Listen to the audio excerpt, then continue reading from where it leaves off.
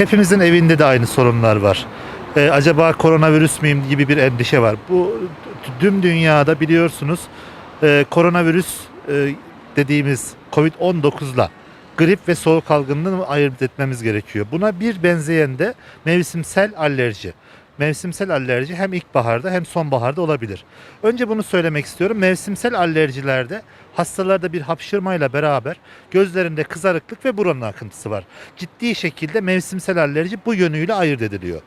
Koronavirüs semptomlarıyla grip semptomlarının %90'ı birbirine benziyor. Gripten bir kademe daha hafif olan soğuk algınlığı diyoruz bize. Biz ona, o da yine virüslerle oluşuyor ama 200'e yakın virüsle oluşuyor. Onların da semptomları çakışıyor.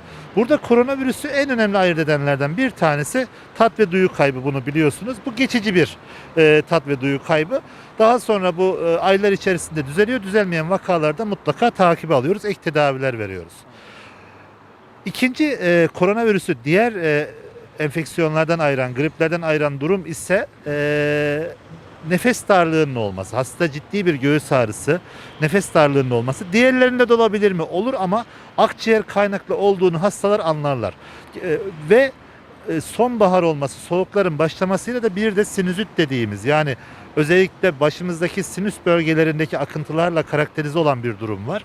Bu durumu da karıştırmasınlar. Bu genelde baş, göz etrafında ağrı, harekette bu ağrının artması, aşırı halsizlik hissi, bunlar da olabilir.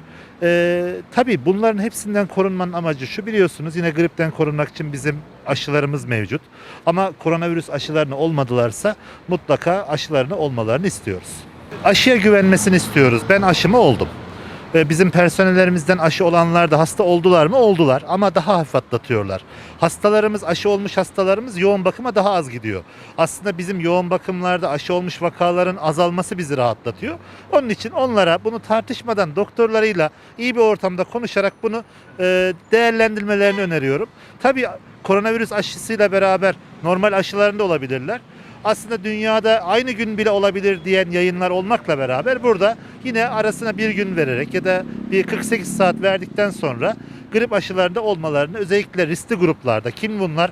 65 yaş üstü olanlar, diyabet olanlar, kalp yetmezliği olanlar, böbrek yetmezliği olanlar, kronik hastalığı olanlar mutlaka grip aşılarını da doktorlarına, aile hekimlerine danışarak yaptırmalarını öneriyorum. Kayseri biliyorsunuz ve bölgemizde aşılanmanın %80'lerin üzerine çıkması. Yine bölgemizin mavi olması için çalışıyoruz. Yani yakın zamanda mavi olacağını düşünüyoruz. Bu konuda özellikle ikinci aşısına olmamış vatandaşlarımızın bir an önce ikinci aşılarını olmalarını istiyoruz. Bu illeti başını ezip bitirelim.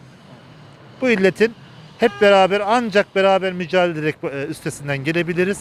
Her bir fert üzerine bu görev olduğunu bilinciyle gelip aşı olsunlar. Tüm halkımıza, tüm vatandaşlarımıza sağlıklı günler diliyorum. Birçok hastamızı kaybettik. Onlara rahmet diliyorum. Hayırlı günler diliyorum.